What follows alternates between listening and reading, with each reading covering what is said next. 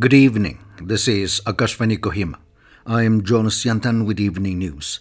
The headlines: Nagaland Cabinet once again appeals Eastern Nagaland People's Organization and its constituent bodies to participate in urban local bodies election. Supreme Court says Enforcement Directorate cannot arrest an accused on money laundering charges after Special Court takes cognizance of complaint. Government slashes prices of 41 commonly used medicines and 6 formulations. And Deputy Commissioner Kohima, Kumar Ramnikant, stresses on the need to perform in-depth analyses and not just collect data on DP cases. Now the news in detail. Nagaland Cabinet has once again appealed to the Eastern Nagaland People's Organization (ENPO) and its constituent bodies to participate in the urban local bodies election. The appeal was conveyed by Parliamentary Affairs Minister and State Spokesperson K.G. Genye after a State Cabinet meeting held today at the Chief Minister's Office Secretariat in Kohima. Genye said municipal and town councils are welfare and development-oriented councils which function on a semi-autonomous body for local self-governance to manage own affairs at a local level. Kenya said ULP elections are being held for the benefits of the citizens residing in those towns and municipalities. The state spokesperson opined that after prolonged problems of more than 2 decades, the state will be holding the ULP election in the larger interest of the public and their welfare. To this, he queried as to why this ULP election has to be seen as a means for ENPO to register resentment and protest on their demands, which is already under the process at a higher level. Kenya further opined that ULP election is to do with grassroots level developments and is for the upliftment of the citizens. The state spokesperson therefore said that the state cabinet have decided to once again request the ENPO and all other concerned organizations to reconsider the decision on abstaining the ULP elections. He said this should be seen differently and added that it would be doing justice for every citizen in every corner of the state if the ENPO actively participate to bring in more funds through private institutions or from the state or centre to further develop the urban local stations. On the issue of Free Movement Regime, FMR, Kenya said the state government is taking all necessary action with the government of India and that the central government has also assured to reconsider the issue. The minister also requested the NGOs to be patient till the government of India takes a considered decision on the matter. The Supreme Court today ruled that the Enforcement Directorate (ED) cannot arrest an accused on money laundering charges once the Special Court has taken cognizance of ED's complaint. After cognizance is taken on the offence, the ED and its officers are powerless to exercise powers under Section 19 of the Prevention of Money Laundering Act to arrest the person shown as accused in the complaint, the Apex Court said. The bench headed by Justices Ape S. Oka and Ujjal Puyan said that if the ED wants custody of an accused, then it would have to apply to the Special Court. The bench further stated that if the ED wants to conduct an additional investigation concerning the same offence, it may arrest a person not shown as an accused in the complaint already filed, provided the requirements of Section 19 are fulfilled. The government has slashed the prices of 41 commonly used medicines and 6 formulations used to treat diseases such as diabetes, heart and liver ailments. The decision was taken at a meeting of the National Pharmaceutical Pricing Authority in order to ensure that the cost of essential medicines remains affordable for the public. The pharma companies have been instructed to pass on the information on the reduced price of various medicines to dealers and stockists with immediate effect. This news comes to you from Akashvani, Kohima. You can also listen to this news bulletin on News On Air app and YouTube channel AIR News Kohima. Deputy Commissioner Kohima, Kumar Ramnikant, stressed on the need to not just collect data on DP cases but also perform in-depth analysis.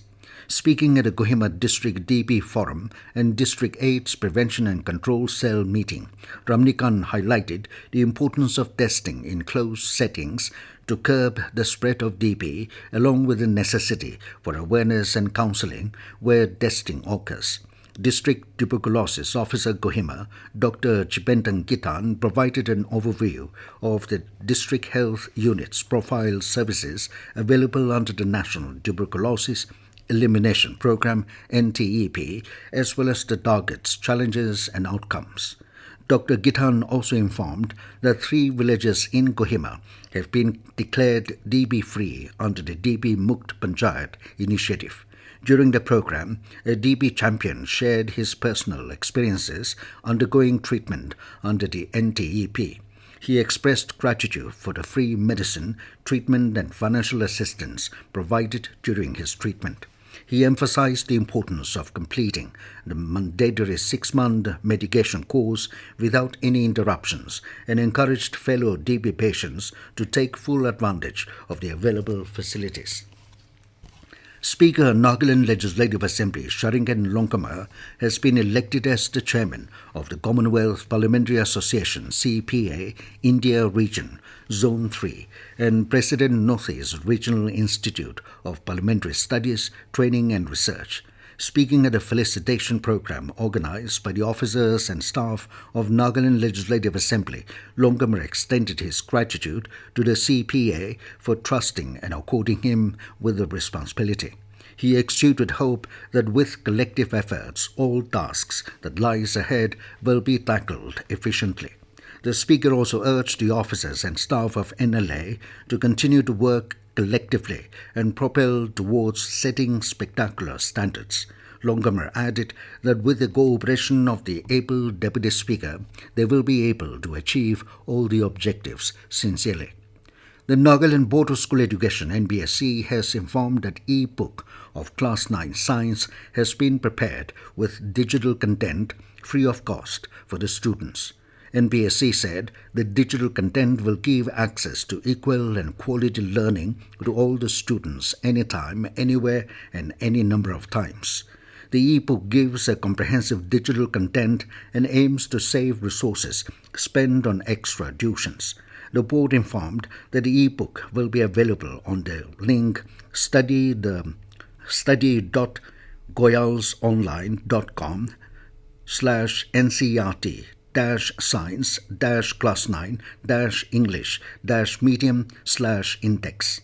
NBSC has requested all the heads of registered institutions to share the information with the class 9 students and encourage all students to make the most out of the resources available. On account of National Dengue Day today, all households under Mugukchung district will observe a dry day every week. Deputy Commissioner Mugukchung Suvise Poji informed that cleanliness drive will be conducted for cleaning the surroundings and draining away unwanted stored water in flower pots, water cans, discarded containers, tires and gutters, drainage of water in stagnant areas to eliminate mosquito breeding sites so as to prevent and control dengue. And in sports, Indian football legend Sunil Chetri has announced his retirement after a distinguished career with the national team. In a social media post, Chetri revealed that the upcoming match against Kuwait on June 6 this year at the Salt Lake Stadium in Kolkata will be his final appearance in the national colours. Chetri, the current captain of the Indian national team, made his debut on 12 June 2005 against Pakistan.